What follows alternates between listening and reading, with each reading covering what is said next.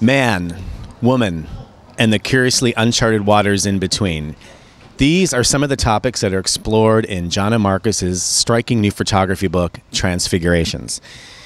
We're here at Capitola Book Cafe for the book signing. It's going to be a big, full night. A lot of people are here in support of the book, which explores the transgender journey in quite an illuminating, provocative way. So we're going to talk to a few people and get a few more insights on the transgender journey.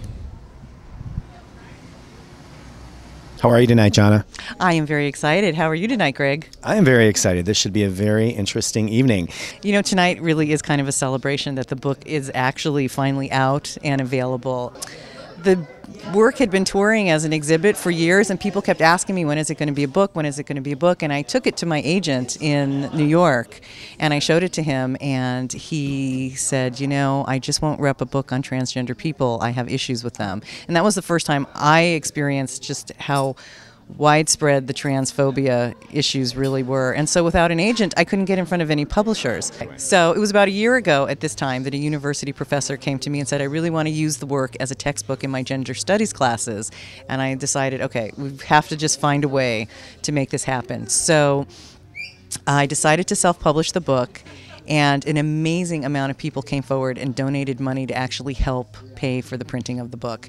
And within 10 days, we literally raised the thousands of dollars that it took to publish the book. And I think it's a real testament to the transgender community really rallying behind this book and also really wanting their voice to be out there for people to hear. It's fascinating to me because you got the word out there, these people came to you, you photographed them, they submitted their text to go along with, you know, the photographs. They didn't actually. No, I actually interviewed, part of my process of creating the work was that I would interview people before photographing them. And that was because I wanted them to feel comfortable with me by the time we went in the studio. Although transition stories are really important to hear and learn about, after a while, everyone's transition stories were a little bit the same. And what was really interesting to me was what kind of men they wanted to be or women they wanted to be, what their cultural influences were. That was fascinating to me, you know, their ideas of masculinity and femininity. And so those were the stories that I decided I really wanted to tell. Jamie is featured in the book. How are you tonight, Jamie? I'm fine, thank you. Can you talk about how you got involved in that and what drew you to say, yes, I want to be photographed for the show? Yes, I was involved with Fruity Flavors at the time, and she had all three of us come in, and I was the only one willing to strip down a little bit, but it was good having my buddies there with me. That was nice having my comrades there, you know. I'm proud to be part of Jana's book.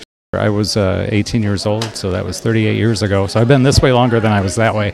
And that was before we had laws and rules, and I kind of just slid under the radar and didn't have to do a name change because my name is Jamie Francis Amos. Yeah. Didn't have to change anything on my driver's license because the laws in that state didn't have the sex on the driver's license, or they didn't have photos or something. Anyway, so I come to California, and I got my passport, and, you know, I'm all set. And nowadays you have to fill all this paperwork out and go through the courts and all this. So the advantages of doing it so long ago is that we didn't know what we were doing. And that's kind of neat because you kind of carve your own way through life. So I often forget what it was like to have to dress like a woman and try to act like one, you know. It's totally foreign to me. Lyle is also featured in the book. How are you tonight, Lyle? You know, I'm doing well, Greg. Good. It's good to see you. Can you talk about some of your thoughts and feelings about the book actually coming to life? It's quite a striking book. Well, I think the book is absolutely amazing. The photographs are gorgeous. The, you know, photographer, author is so close and dear to my heart. It's been a long haul, and I've been there with Jana some of the way. And, you know, the not being able to find someone to publish the book for her, being told that, you know, there's no audience for it, and then, you know, just persevering. And I'm just so proud of her. I'm so proud of the work itself. Well, you know, we are so stigmatized and misrepresented in the media and in photographs, and until I had an idea of what it was going to be, I wasn't interested. And then I ran into another friend who was in there, and he had told me that she hadn't been able to find an African American to be part of the exhibit. And so it's like, okay, I'm a privileged guy. I'm not going to lose my job by doing this. And I feel like I have to contribute back to my community. And when I was looking for someone, when I was trying to figure out whether I was going to have surgery and the like, and I wanted pictures and images, there weren't enough available for me. So when I saw the work, it's like, okay, this is supposed to happen. I have come to have an incredible amount of love and respect for the transgender community. Their journeys are so incredible, and their stories need to be heard, by everybody, not only to break down stereotypes and bring about awareness, but just to understand the human spirit, and what we go through. And I think one of the things that I really learned the most is that gender is something that oftentimes is performed. I mean, look at this lipstick and hair. When I get up in the morning and I get dressed, I'm performing my gender. By the choices that I make, the jewelry that I put on. You do the same thing. Look at that fabulous flipped hair. What do you think is one of the biggest misconceptions about the transgender community? Depends who you're talking to. I mean, general mainstream public, that we're sick or there's something wrong with us.